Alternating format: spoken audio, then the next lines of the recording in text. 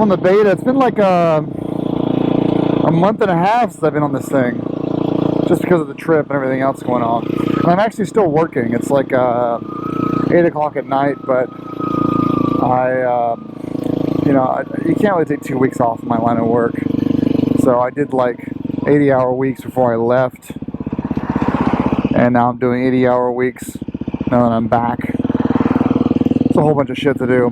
But I've been meaning to explore. There's a road near my house up here. I've been meaning to explore because supposedly there's a class 4 road up here. Or class 6, New Hampshire, sorry. Supposedly there's a class 6 road. It's unmaintained. It's right by my house. I had no idea it was up here. And so I told a local guy to go check it out and vet it for him. And so we're going. I've never been back here before. So I'm going to go check it out. There's low beam, by the way, on the Squadron Pros, and then high beam. I mean, we'll see. Some of these roads, they're just closed off, gated up. So we'll just explore and see what it says. The beta needed a good ringing out anyway. I'm back from, looking more private now. There's no sign though. Let's see what it says. I mean, no one comes back here, clearly. It's looking pretty good actually. Yeah, no gate. So I've been back from Colorado since Friday afternoon. It's Tuesday now. I'm in the midst of editing all the footage. Hey, what's up there? I'm in the midst of editing all the footage.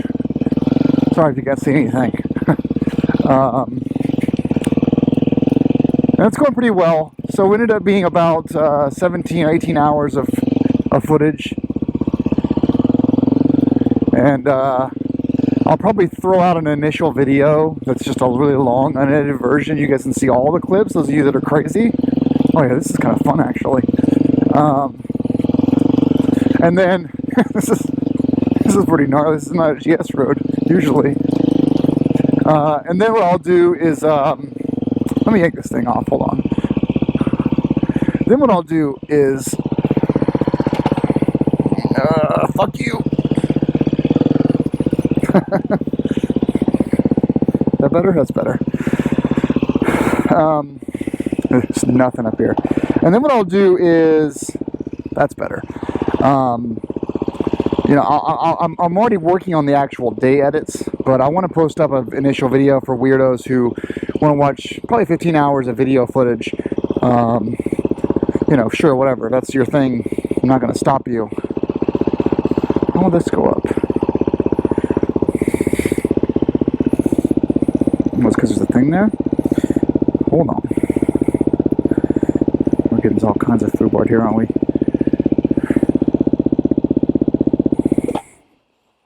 I know. That's that fueling issue. Not because there's weirdos that will want to watch the whole thing, but there are enough of them, I guess, that basically just want to watch the whole shindig, one edit. They can scroll around or check it out as they want to, and then normal people will probably watch the daily episodes of like 15-20 minutes, and then then I'll do like a highlights reel of the best stuff, like a 3 or 4 minute. Yes, this is supposed to come out on Methodist Hill, and thank God I have the Squadron Pro, because Jesus. I like that a Wolfman Enduro fender bag, but if you're night riding, it really impedes. I got it because it was cheap and it holds like a tool kit for tube irons and tube, but if you're riding past dark, it impedes a lot of the light. There's really nothing you can do about it. There's a deer. Look at that. That deer was more scared than I was. I was like, holy shit, it's a fucking deer. Alright. Well, now it's a video worth publishing. A lot of spider webs back here, by the way. The LED is showing up on. Love all these little stone walls we have, too. Yeah, I forgot how agile the beta was. So yeah, we're working on all the photos are done. So he took 1,500 photos in the Colorado trip, and I ended up publishing 315 on my Flickr page. And then the video will be done in about 5 or 6 days, and then I will start creating the ride report. So the videos will be out, and then I'll do an Adventure Rider ride report where I actually do a little narrative.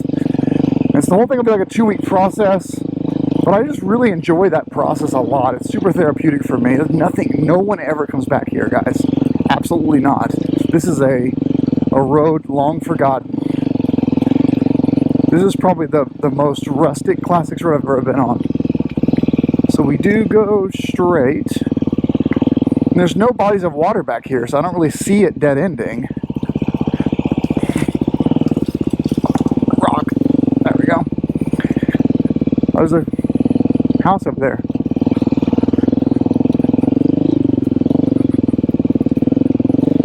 I'm sure they're as afraid as I am. What the hell? Where do they come from? At least this thing is quiet.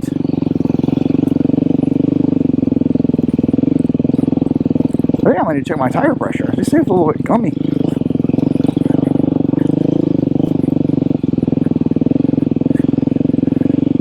Colorado was a blast though. So in all, I broke my SW Motec shifter on a rock. So that broke off. Oh, there we go. Yeah, we're dead end. I'll probably turn on and go back actually. That was just too much fun. Put the SW Motec shifter on a rock. Let's actually go over here and we'll see what our next little jaunt's gonna be. Hold on a second.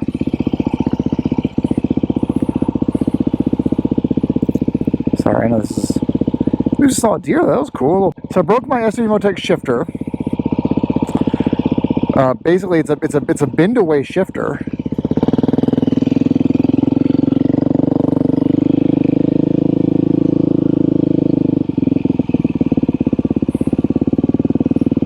Bend away shifter, but the way I hit this rock, I just hit it straight on, and it just, yeah, I've never seen this road here. It's like so indescript. It's a bend away shifter, but I hit the way of the rock, it hit right in the part it was supposed to bend. Oh, it's right there. Son of a bitch. Man.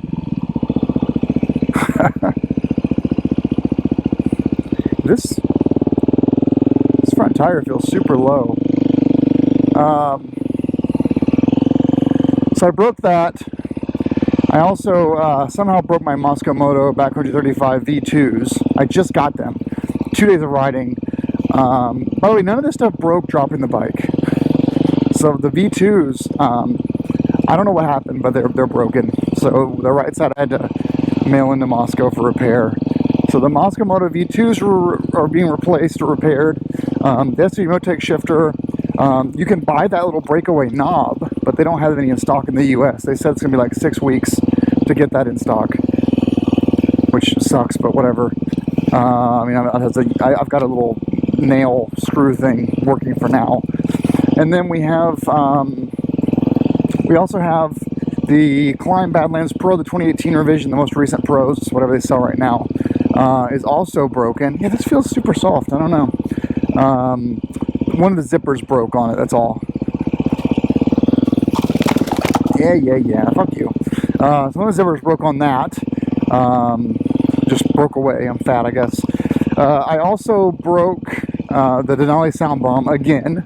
You know, full compression on the front shock. Just crushed that. That's not fun. Shit, what else did I break? Oh, also my Clearwater Darla light, which came in contact with nothing. The bottom left-hand corner, live fork mounted yellow light, but that's not working, which is fun. I'll need to do some testing though, because, well, the Denali sound bomb I can fix it. I ordered new clips to fix that, so it's just the connector broke, the plastic connector, so I can fix that. The Denali, the Darla yellow light, so that is, what I'll do is I'll switch it. I'll plug in the other side light into that plug. The quick disconnects down their Darlas, and so I will do some testing and see what's going on. If anything, I have to pay Clearwater like $100, $200 for a refurbished. They'll take this one and give me another one, a new one in exchange, or they'll refurbish it, whatever. What else did I break? Broke something else. Well, my Acura exhaust muffler is a little loose. That's just a little, you know, T60 or T55. Just tighten that little clamp, that band clamp back up. I did go through my TKC 80 tires. The rear has knobs that are like breaking away. You can kind of pull them back from the rubber, so that's fun. What else? Shit, I thought I had something else that broke. I can't remember now. Something else probably broke. But Ernie survived, so that's good. So I've been back since Saturday, catching up on work. And the total amount of content capture was 406 gigabytes of content. So Harry had a GoPro Hero session and a Sena Prism head webcam or helmet cam. Neil had my GoPro Hero 7 on his helmet. I had the GoPro Hero 8, as well as the 20 rear dash cam for the small random moments. Plus we each had iPhones, and then we had my DJI Mavic Air 2 drone. So we, you know, overall, and plus my Canon 5D, so overall we had quite a bit of footage to edit from. And yeah, I brought it home to Lightroom, or Final Cut Pro. The biggest problem we had was, no trespassing, or no hunting. The biggest problem we had was the time zones. So like our phones adjusted the right time, but our devices did not. So the GoPros are still on the old time. And they're shining back at me. And so, so for example, it's just shit. So for example, like the Mavic Air 2 at the right time, but like Harry's helmet cam, his Sena, was, not only was it off by 2 hours because we were in mountain time, but his camera was also off by like 15 minutes. It was also off by 15 minutes. So I had to do like, there's an macOS app called A Better Finder Attributes, and you drag your stuff in there, and then you could say like fast forward 15 minutes. So the date created and date modified, you can update them to whatever time you want. Terrible for forensic analysis if you're the FBI, but great for someone like me who's just trying to move something forward 1 hour or 15 minutes or whatever.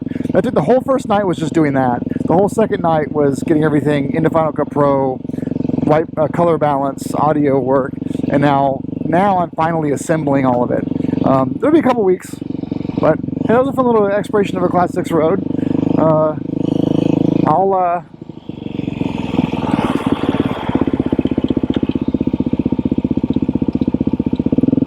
I guess that's it for this.